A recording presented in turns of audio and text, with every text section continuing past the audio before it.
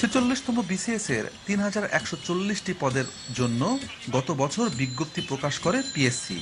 এবছরের ২৬ এপ্রিল নেওয়া হয় প্রাথমিক বাছাই বা প্রিলিমিনারি পরীক্ষা। ২০০ নম্বরের ওই পরীক্ষায় প্রার্থী ছিলেন প্রায় ৩.৫ লাখ।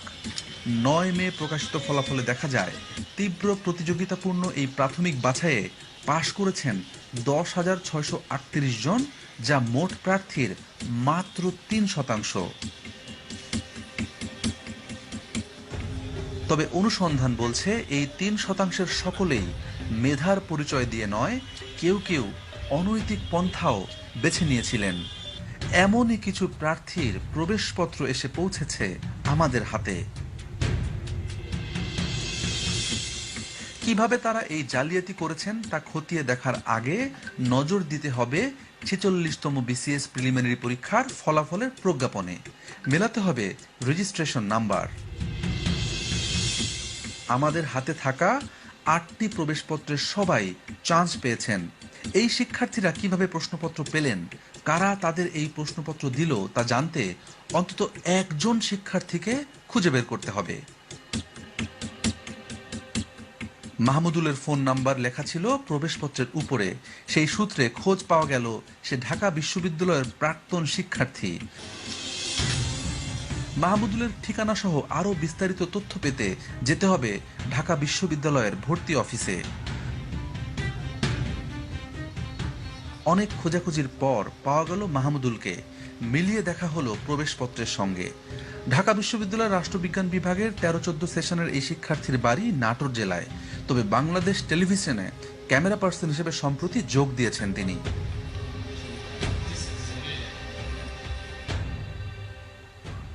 শুরুতে ক্যামেরায় মুখ দেখাতে না চাইলেও এক পর্যায়ে কথা বলতে রাজি হলেন তিনি। জানালেন ৪৬তম বিসিএস প্রিলি পরীক্ষার আগের রাতের বিস্তারিত। ৪৬ বিসিএসের প্রশ্ন সাজুদুল ইসলাম সাজু আমাকে মোহাম্মদপুরে পাঠালো। মোহাম্মদপুর থেকে আমাকে একটা বাসায় নিয়ে গেল। বাসায় নিয়ে যাওয়ার পরে ওখানে আমাকে সকালের দিকে ২০০ মার্কের এমসিকিউ দিল। ওইটা আমি পড়লাম। পড়ার পরে হলে গিয়ে দেখি কমন পড়ছে। আচ্ছা, কত টাকা পিলিতে, কত টাকা কন্ট্যাক্ট হলো?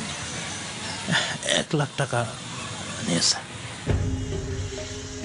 এই সাজুই হলেন পিএসসির কর্মচারী সাজেদুল ইসলাম, যার মাধ্যমে মাহমুদুলের মতো অনেকেই পরীক্ষার আগের রাতে প্রশ্ন পেয়েছেন। মাহমুদুলের বক্তব্যের সূত্র ধরে খুঁজে বের করি আরেক শিক্ষার্থী রুবেলকে। ঘটনার আকস্মিকতায় হতভম্ব রুবেল নিজের পরিচয় গোপন রাখতে বারবার অনুরোধ করছিলেন। স্যার, আপনি আমার এলাকার স্যার, একটু ভিডিওটা করেন না স্যার। আপনি আমার এলাকার আমি স্যার আমার এরকম কোনো কিছু স্যার ভিডিও করেন না স্যার, আমার সব করেন স্যার। কিন্তু আমরা ওই রাতের বিস্তারিত তার মুখে জানতে চাই। মাহমুদুল ভাইয়ের মাধ্যমে স্যার ওইখান থেকে আমাকে নিয়ে গেছে আইডিবির সামনে। তো আইডিবির থেকে ওরা আবার গাড়িতে করে মোহাম্মদপুর নিয়ে গেছে। তো মোহাম্মদপুর নিয়ে যাওয়ার পরে রাত ৯টা-১০টার দিকে আমাদের কাছে কোশ্চেন পাঠিয়ে দিয়েছে। তো ওরা লোকজন ছিল, ওই কোশ্চেন দিয়ে আমাদের সারা রাত সলভ করাইছে। তো তারপরে সকালে আমাদের ছেড়ে দিয়েছে। পরে বলে আমরা অ্যাডমিট কার্ড নিয়ে যার যার এক্সাম সেন্টারে চলে গেছি। পরে আমরা পরীক্ষার হলে ওই অ্যারাউন্ড 160-র মতো কোশ্চেন কমন পাইছি বিসিএস স্যার। তার মানে সবগুলো সেটের প্রশ্নই পড়ানো হয়েছিল শিক্ষার্থীদের, যাতে যে কোনো সেট থেকে প্রশ্ন এলে উত্তর দিতে পারেন তারা। কতগুলো কোশ্চেন পড়াইলো? ১,০০০ প্লাস স্যার, ১১00-১২00-র মতো স্যার। মানে সব যত যেগুলো সেট হয় সব সেটই পড়াইছে স্যার ওইখানে সেটমেট কিছু লেখা ছিল না স্যার। আচ্ছা, কি হাতে লেখা ছিল না? না, প্রিন্ট করাই ছিল, বাট ওইখানেও জাস্ট খালি কোশ্চেনগুলো ছিল, আর কোনো কিছু ছিল না। আমার সাথে ২ লাখ টাকা কন্ট্যাক্ট হয়েছিল, পরে আমাকে নিয়ে গেছিলো। আমার ওই রুমে স্যার ৮-৯ জন স্যার। ওই বাসায় কতজন? ওই বাসায় স্যার ১০০ জনের মতো স্যার। চুক্তিবদ্ধ শিক্ষার্থীদের প্রশ্ন পড়ানোর একটি গোপন বুথেই খোঁজ মিলল শতাধিক শিক্ষার্থীর। সে রাতে এমন কত বুথ স্থাপন করেছিল চক্রটি, তার সঠিক সংখ্যা আমাদের অজানা। মাহমুদুল ও রুবেলের মতো আরও ৬ শিক্ষার্থীর নাম পরিচয় নিশ্চিত হয়েছে টিম সার্চলাইট, যারা প্রশ্ন পেয়েছিলেন। শুধু কি প্রিলির প্রশ্নই ফাঁস হয়?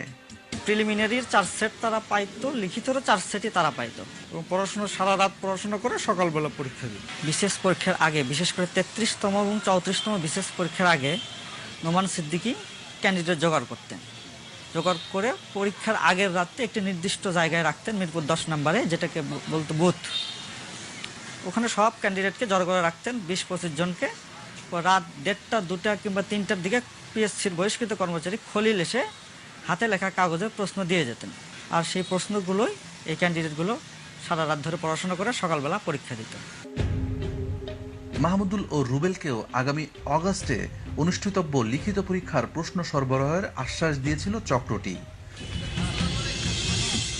নজর দিতে হবে আসামিদের আদালতে দেওয়া জবানবন্দিতে।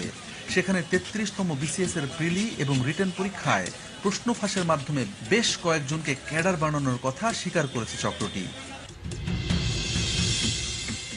বিসিএস ছাড়াও আমাদের অনুসন্ধানে সহকারী রাজস্ব কর্মকর্তা, অডিটর, সহকারী থানা শিক্ষা কর্মকর্তা, সিনিয়র স্টাফ নার্স, পল্লী সঞ্চয় ব্যাংক, পররাষ্ট্র মন্ত্রণালয়ের সাইফার কর্মকর্তা, জুনিয়র ইন্সপেক্টর সহ 30টি নিয়োগ পরীক্ষায় প্রশ্ন ফাঁসের প্রমাণ মিলেছে।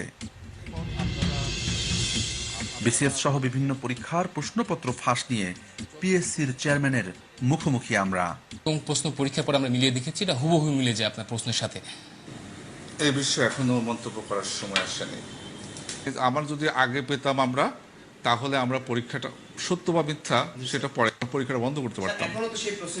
আমরা পরীক্ষাটা আমরা বন্ধ করতে পারতাম, তাহলে এই বদনামটা আমাদের ঘাড়ে আসতো না।